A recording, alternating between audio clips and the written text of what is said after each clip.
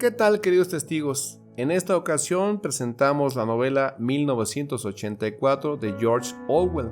Esta es una novela distópica situada en un estado llamado Oceanía, dominado por un gobierno totalitario que mantiene en constante vigilancia a sus ciudadanos y que incluso insiste en espiar sus pensamientos para mantener el orden.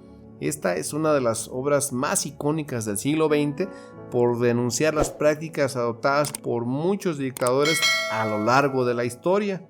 Este libro es para quienes desean entender cómo opera un régimen totalitarista y cuáles son sus consecuencias. Aquí aprenderás cuáles son las consecuencias sociales y culturales de vivir en sistemas totalitarios, la importancia de mantener un ojo crítico sobre los sistemas de dominación para pensar por nosotros mismos y cuáles son los motivos de los líderes para mantenerse en el poder. Del autor George Orwell les puedo mencionar que su nombre real fue Eric Arthur Blair. Nació en 1903 en la India, cuando ésta estaba ocupada por el Reino Unido. Ganó popularidad como escritor y periodista por sus posturas antiimperialistas, antinazis y antistalinistas. Fue un gran defensor del socialismo democrático. Es considerado como el segundo mejor escritor británico desde 1945 hasta la actualidad en un listado hecho por The Times detrás de Philip Larkin. Así que te invito a descubrir lo maravilloso de este libro. Primera parte. Winston es militante del partido gobernante. Es el personaje principal de la historia y el libro comienza con él en su departamento en su afán por escribir un diario. Como todas las casas de miembros del partido, tiene allí una telepantalla que transmite información y propaganda. Puede atenuarse, pero no hay manera de apagarla del todo. Por otro lado, la telepantalla también permite a la policía del pensamiento mirar y escuchar a los miembros del partido en todo momento.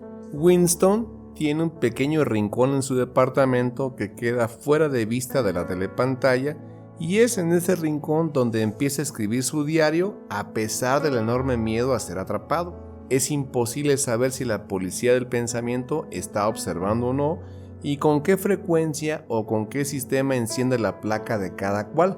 Todos viven dando por sentado que escucha hasta el último sonido que hacen y que, excepto en la oscuridad, observan todos los movimientos. La nueva lengua es el idioma oficial de Oceanía y ha sido ideada para hacer frente a las necesidades ideológicas del socialismo inglés.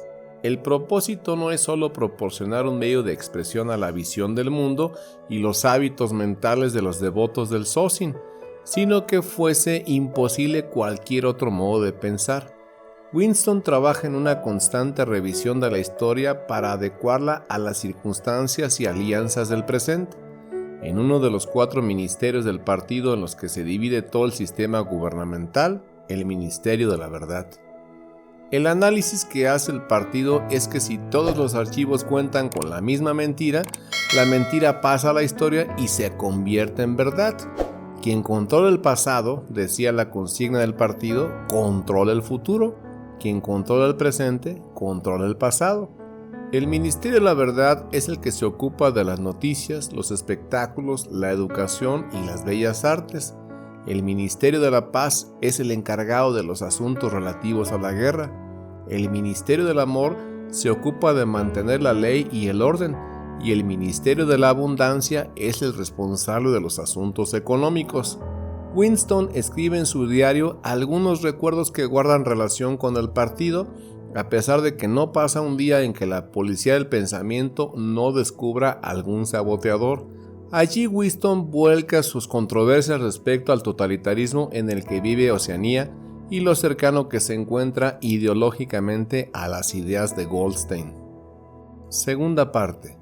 Goldstein es el renegado y desertor que hace mucho tiempo fue una figura inobjetable del partido, casi a la altura del hermano mayor, líder del totalitarismo, y luego se dedicó a las actividades contrarrevolucionarias. Fue condenado a muerte, pero se las ingenió para escapar y desaparecer.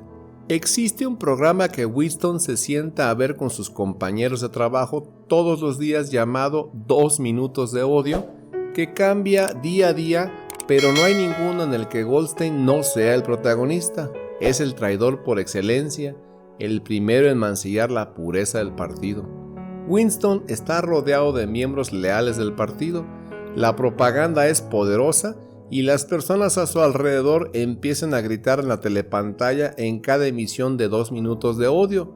Lo más horrible del programa no es que la participación sea obligatoria, sino que es imposible no formar parte. Goldstein denuncia la dictadura del partido y exige la firma de la paz con Eurasia. Defiende la libertad de expresión, la libertad de prensa, el derecho a la reunión y el derecho de opinión, y siente que el partido ha traicionado la revolución. Es el jefe de un inmenso ejército que actúa en la sombra, una red clandestina de conspiradores llamada la Hermandad que se propone derrocar al Estado. Winston sabe a lo que se enfrenta escribiendo el diario. Comete un crimen que es llamado crimental. El crimental no puede ocultarse eternamente. Las detenciones ocurren invariablemente de noche. En la mayoría de los casos no hay juicio ni informe sobre la detención. La antigua existencia se niega a papeles y la vida continúa como si nada.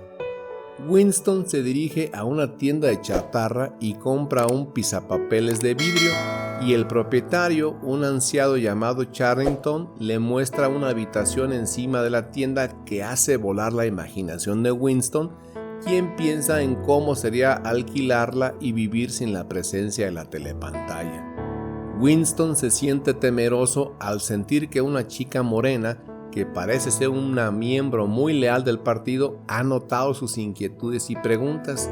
Se llama Julia y teme que sea miembro de la policía del pensamiento, pero un día, en el Ministerio de la Verdad, ella le manda una nota después de sufrir una caída en el pasillo donde dice: "Te amo".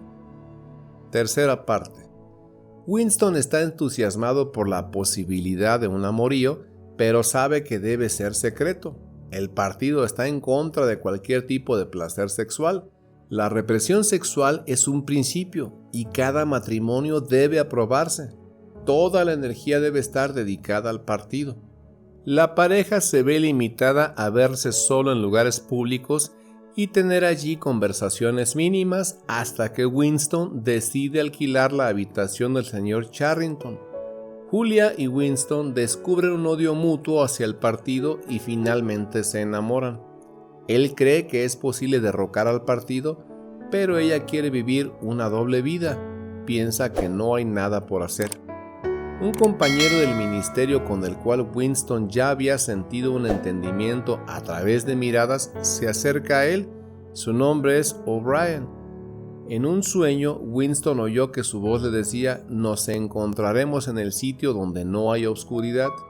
O'Brien, con la excusa de darle un libro a Winston, le pasa la dirección de su casa. Pero Winston siente la seguridad de que O'Brien se le acercó porque es parte del movimiento clandestino. Su verdadero camino hacia la rebelión ha comenzado. Winston se da cuenta de que, en definitiva, el Ministerio de la Paz promueve la guerra, el Ministerio de la Verdad miente, el Ministerio del Amor tortura y el Ministerio de la Abundancia promueve el hambre. O'Brien es miembro del Partido Interior y tiene un departamento hermoso con un criado y la posibilidad de apagar su telepantalla.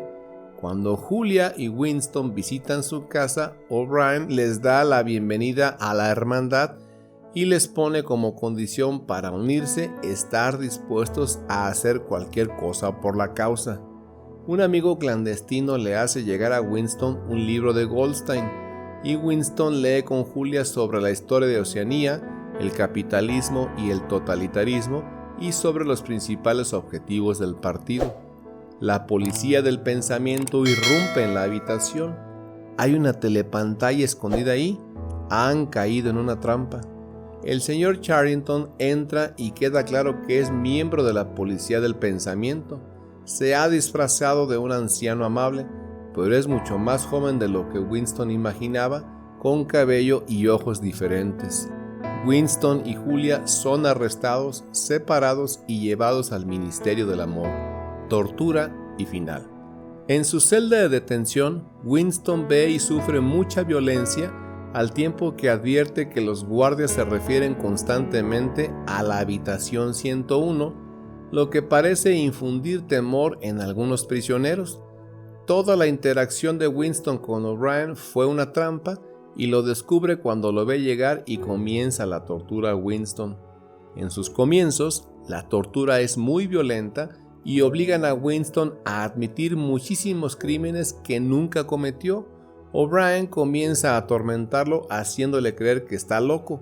Cada vez que Winston discute, se enfrenta a falacias y lógicas muy cerradas, un razonamiento completamente diferente que va en contra de la razón. El partido le hace creer a Winston que tiene algo de lo que curarse, que debe ganarle a su propia mente para poder volver a la normalidad. Esto lo logran a través de las máquinas de electrochoque, grandes palizas y haciéndolo pasar hambre.